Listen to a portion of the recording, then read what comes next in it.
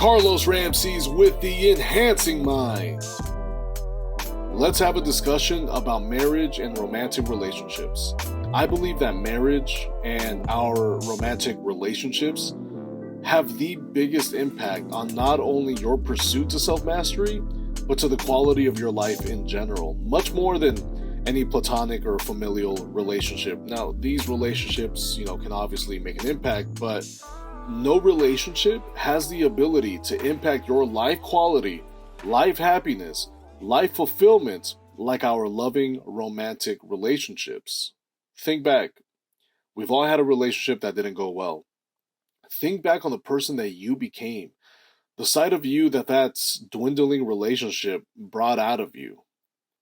It probably wasn't your best version. All this to say that when we're in an incompatible relationship, the worst of us tends to come out. But the opposite is also true. When we're in a loving relationship, the best version of us tends to come out. Now, how do we use this influencing factor to our benefit?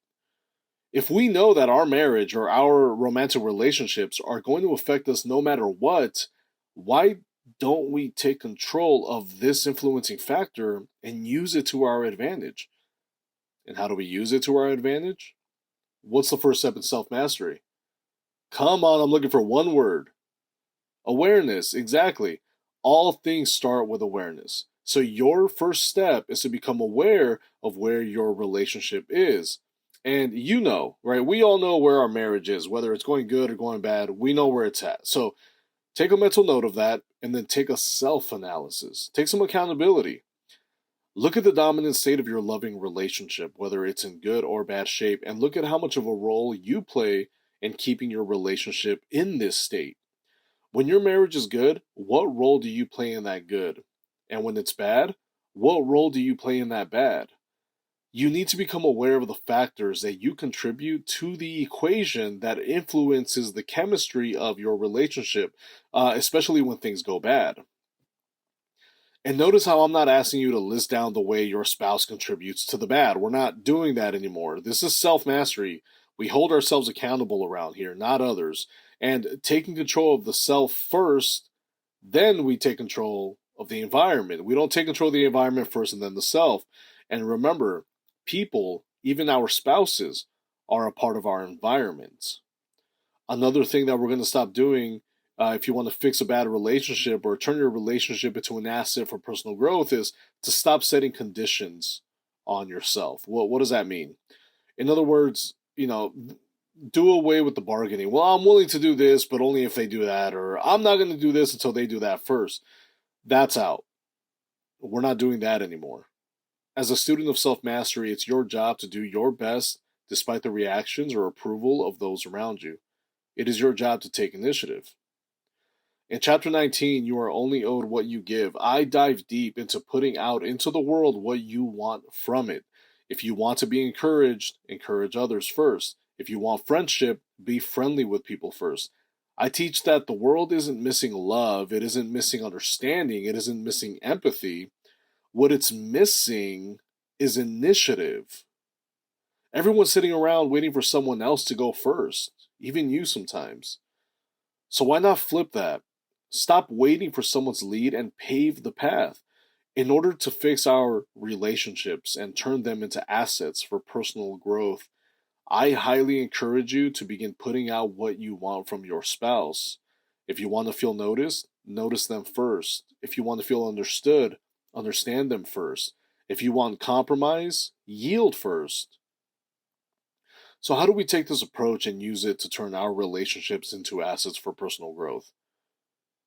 Become the kind of person that gives what they want out of their world, and become the kind of person that gives what they want out of their relationship. Now, heads up for those of you in, crumbling relationships. I will say this initiative isn't going to go as smoothly as you think, at least not at first. I don't know where your relationship is, but when I began this shift, my wife and I weren't doing so well, and I really didn't think we were going to make it.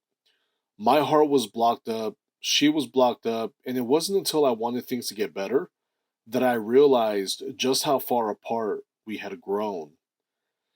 In that time, I was writing this chapter. Well, back then it wasn't a chapter yet, it was just an idea. So, like all things, before I give out the advice, I try it out myself to see if it works. So I did. I sat down and wrote what I would like out of her. I wanted to feel important to her. I wanted to feel attractive to her. I wanted to feel admired by her. I wanted her to be patient with me, and a few other things. But I started there. Now all I had to do was flip it. All I had to do now was figure out how to make her feel important, how to make her feel attractive, how to make her feel admired, and then give that to her. And I think it's important to find out what your significant other needs in order to feel those things, because what makes me feel important or attractive or loved might not be the pathway that you need in order to feel important and attractive and loved. So find out what that is. And I'll tell you, just having this conversation with your significant other makes a huge difference in the relationship just with this alone. Sit them down when you can. I did it when we laid down for bed. Now, don't tell them what you're going to do. Don't tell them about this. Just come from a place of genuine curiosity and ask them, what do you need to feel A, B, and C? And then just do those things. Too often, we want to love our significant others our way, but we have to learn how to love them their way. And they have to learn how to do the same for us too. So find out what makes them feel special. After discovering, after I discovered what she needed from me to feel, A, B, and C, I knew what I had to do. So I gave her what I wanted out of her. And I remember not getting much the first week. I didn't, she was just confused, right? She thought I was being a smartass, and if anything, it set her off more than usual. So week one, much of the same, but I kept it going. Week two, I remember feeling a small shift, almost like pressure was beginning to be released from this overinflated tire. Now, we don't realize it, but a lot of big fights over small things come from not the little event itself, but from all the pressure built up on the back end. This approach really helped with beginning to alleviate that pressure because you stop adding to it. I remember it taking about a month. I'd say about a month for her to start picking up what I was putting down. And fast forward a few years later, I mean, you look at our relationship now, it's the best it's ever been. And I'd say that's because when things go dark again, I take the initiative to give to this relationship what I want out of this relationship. So far, it's worked every time. But what if they don't give you back what you give after a while? How long should you do this for before you realize that you're just spinning your wheels? I say do it for 2 months.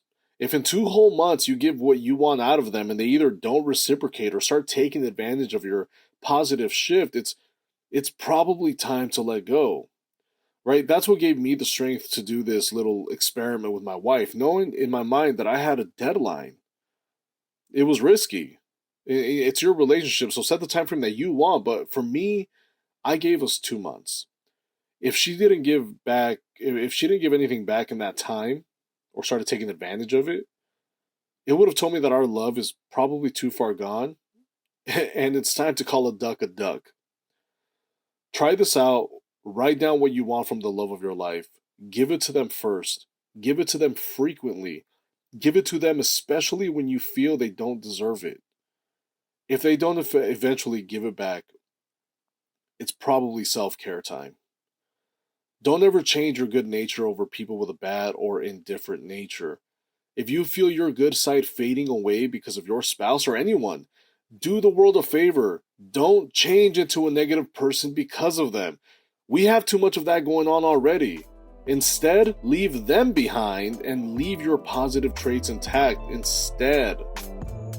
You deserve to be your best and happiest you, and the world deserves it too. We need you at your best, because you at your best helps others feel their best. Love your spouse. Turn your relationship into an asset for personal growth. But don't forget to love yourself too. That's all I've got for you. Carlos Ramsey's with the Enhancing Mind. Talk to you soon.